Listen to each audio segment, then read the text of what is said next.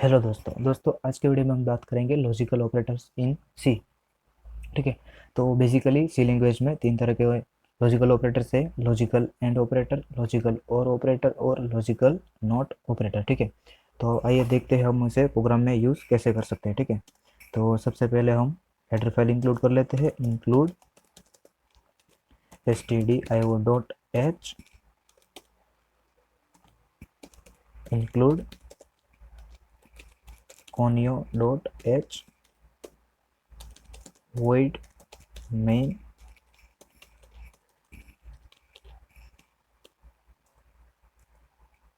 get ch clr scr। ठीक है। तो सबसे पहले हम बात करते हैं लॉजिकल एंड ऑपरेटर की। ठीक है। printf/n/t logical and. ठीक है। तो दोस्तों लॉजिकल एंड है वो बेसिकली वर्क कैसे करता है। ठीक है। तो ये क्या करता है, सबसे पहले लेफ्ट वाली कंडीशन को चेक करता है और उसके बाद राइट वाली कंडीशन को चेक करता है। अगर लेफ्ट वाली कंडीशन ट्रू है और राइट वाली कंडीशन भी ट्रू है, यानी कि दोनों के दोनों ही ट्रू है, ध्यान से सुनिए, दोनों के दोनों ही अगर ट्रू हो तब भी ये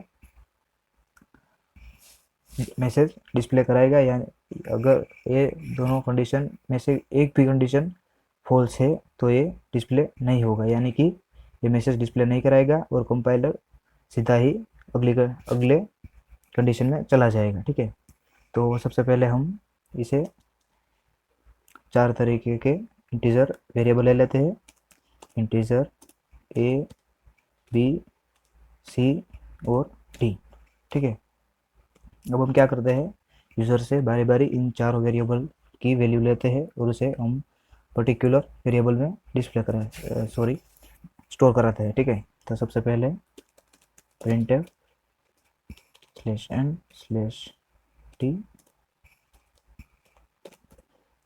एंटर वैल्यू ऑफ ए, और अब हम उसे वेरिएबल ए के अंदर स्टोर करा देते हैं। परसेंटेज डी एड्रेस ऑफ ए। अब हम बी की वैल्यू ले लेते हैं। printf/n/t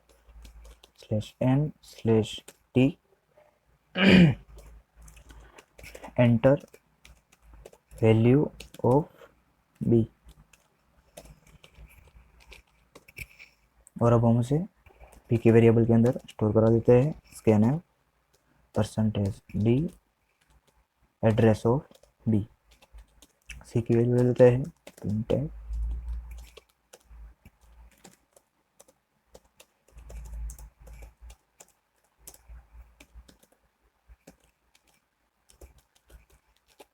उसको हम सी के अंदर स्टोर कर देते हैं।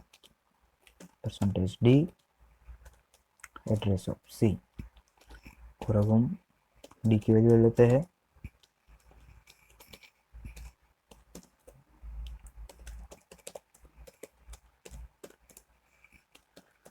एंटर वैल्यू ऑफ डी, और अब हम उसे वेरिएबल डी के अंदर स्टोर करा देते हैं। Scanf percentage D address of D. ठीक है। तो अब हमने क्या किया, चार वेरिएबल लिए और उसके अंदर हमने पर्टिकुलर वैल्यू स्टोर करा दी। ठीक है। तो अब हम सबसे पहले लॉजिकल एंड ऑपरेटर की बात करते हैं। तो चलिए शुरू करते हैं। मैंने क्या कहा था, दोनों की दोनों कंडीशन यानी कि लेफ्ट साइड की और राइट साइड की दोनों कंडीशन ट्रू होनी चाहिए। ठीक है। तो सबसे पहले हम लिख लेते हैं,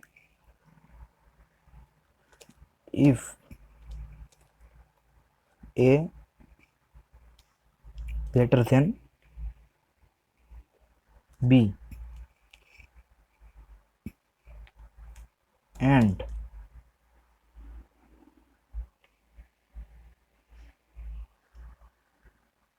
इफ सी ले लेते हैं, सी ग्रेटर देन डी। ठीक है,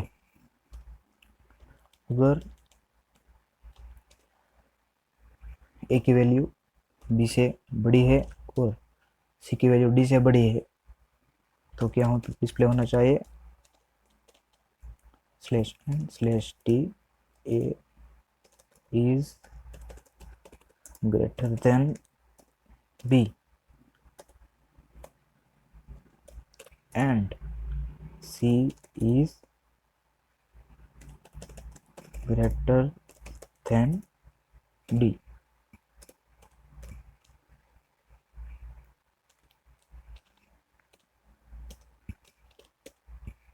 अगर ऐसा नहीं हुआ तो क्या होना चाहिए, else printf slash N slash T, क्या लिखे तो एंड कंडीशन नॉट अप्लाई, यानी कि एंड कंडीशन ट्रू नहीं है। ठीक है, तो चलो सेव करते हैं, अब कंपाइल करके देखते हैं। एक एरर आ रही है, एक्सप्रेशन सिंटैक्स एरर।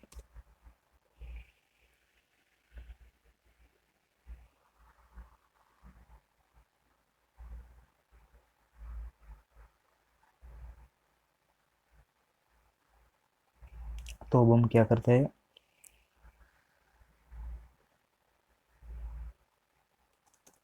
इफ हटा के देखते हैं।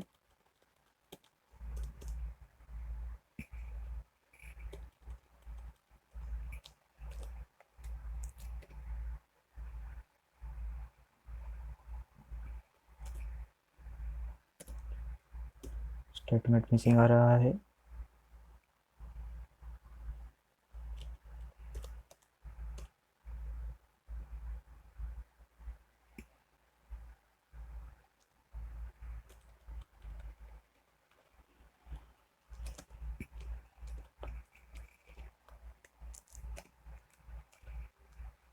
ठीक है, तो अब हमें क्या करना है, दो इफ नहीं लेना है, एक ही इफ लेना है और उसके अंदर हमें सारा ऑपरेशन परफॉर्म करना है। ठीक है, ये बात प्लीज ध्यान रखें। अब हम बात करते हैं और की। ठीक है, तो अब हम printf slash N slash T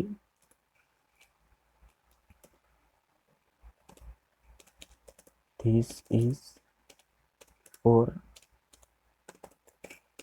operate.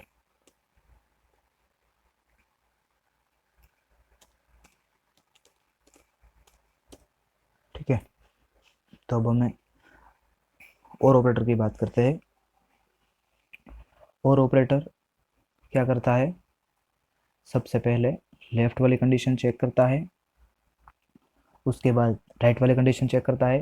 ठीक है, अगर लेफ्ट वाली कंडीशन ट्रू है और राइट वाली कंडीशन भी ट्रू है तो ये मैसेज डिस्प्ले कराएगा। अगर ऐसा नहीं है, यानी कि लेफ्ट वाली कंडीशन ट्रू है और राइट वाली कंडीशन फॉल्स है, या लेफ्ट वाली कंडीशन फॉल्स है और राइट वाली कंडीशन ट्रू है, फिर भी ये मैसेज डिस्प्ले कराएगा।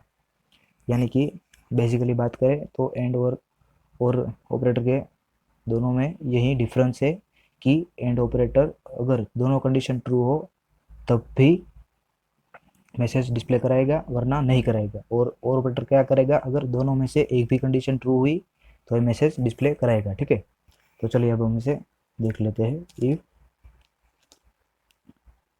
ए ग्रेटर देन बी, ऊपर वाला ही सेम ले लेते हैं ताकि आप उसे आसानी से समझ सके। ठीक है, सी ग्रेटर देन डी, अगर ए की वैल्यू बी से बड़ी है और सी की वैल्यू डी से बड़ी है, या और ए की वैल्यू बी से छोटी हुई, यानी कि पहली कंडीशन फॉल्स और दूसरी सी ग्रेटर देन डी, यानी कि सी की वैल्यू डी से बड़ी होगी, फिर भी ये मैसेज डिस्प्ले कराएगा। ठीक है, printf slash T A is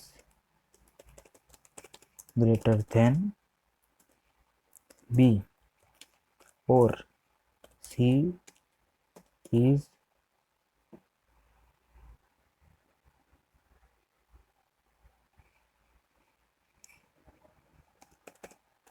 greater than D. ठीक है, एल्स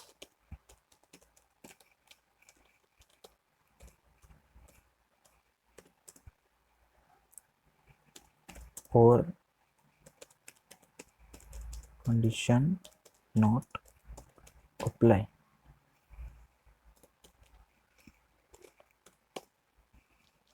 ठीक है, तो यहाँ पर क्या होगा, मैसेज यहाँ पे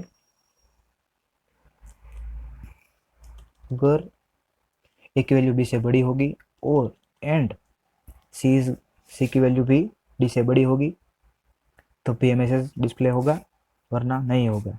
और यहाँ पर क्या होगा, अगर ए की वैल्यू बी से बड़ी है और सी की वैल्यू डी से छोटी है फिर भी ये डिस्प्ले करेगा। बेसिकली बात करें तो एंड का मतलब होता है दोनों ही होना चाहिए, और का मतलब होता है दोनों में से एक होगा तब भी ये चलेगा। ठीक है, अब हम लास्ट वाले ऑपरेटर की बात कर लेते हैं, जिसमें कि वो जो है वो नॉट।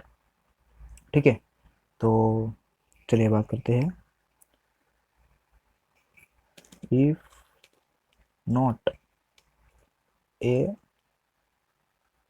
लेस देन बी तो क्या होना चाहिए, printf /n/t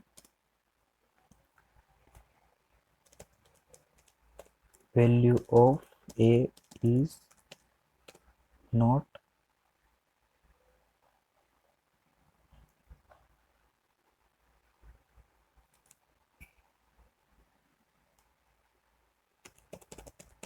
greater than B.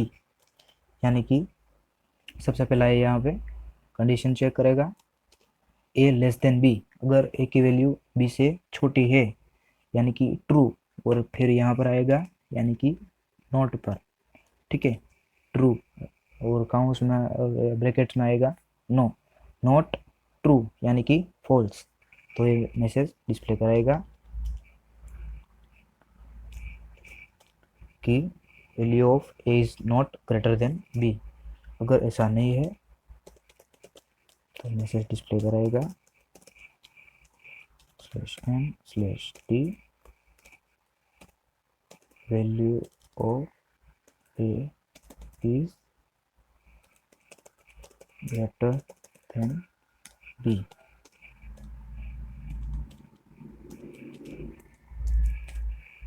ठीक है, फिर से ये कब आएगा, A less than B not, यानी कि ए की वैल्यू बी से बड़ी होगी तभी ये वैल्यू यहाँ पर आएगी।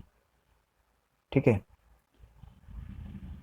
और ए लेस देन बी यानी कि ए की वैल्यू बी से छोटी होगी, और आगे आएगा नॉट यानी कि value is greater than B. ठीक है, चलिए अब हम इसे रन करके देख लेते हैं। कह रहा है एक्सप्रेशन सिंटैक्स एरर, तो हमने यहाँ पे काउंस भूल गए हैं। ठीक है, अब हम इसे रन करके देखते हैं। वैल्यू ऑफ ए डाल देते हैं 10, value of B 5, value of C 4 और वैल्यू ऑफ डी 2। अब सबसे पहले आता है लॉजिकल एंड, तो logical and A is greater than B and C is greater than D, यानी कि A is greater than B, 10 is greater than 5 यानी कि ट्रू, और C is greater than D यानी कि 4 इज ग्रेटर देन 2, यानी कि कंडीशन दोनों के दोनों ट्रू है, इसलिए पहला वाला प्रिंटफ डिस्प्ले हो रहा है। उसके बाद आता है और ऑपरेटर। ठीक है, तो ए इज ग्रेटर देन बी और C is greater than D, यानी कि ए की वैल्यू है वो बी से बड़ी होगी या तो सी की वैल्यू डी से बड़ी होगी, यानी कि इन दोनों में से एक होगा या दोनों होंगे, ठीक है। और अभी लास्ट में आता है value of A is not greater than B. तो यहाँ पे आना क्या चाहिए, value of A is greater than B, लेकिन ये क्यों नहीं आया, क्योंकि यहाँ पर हमने नॉट ऑपरेटर का यूज़ किया है।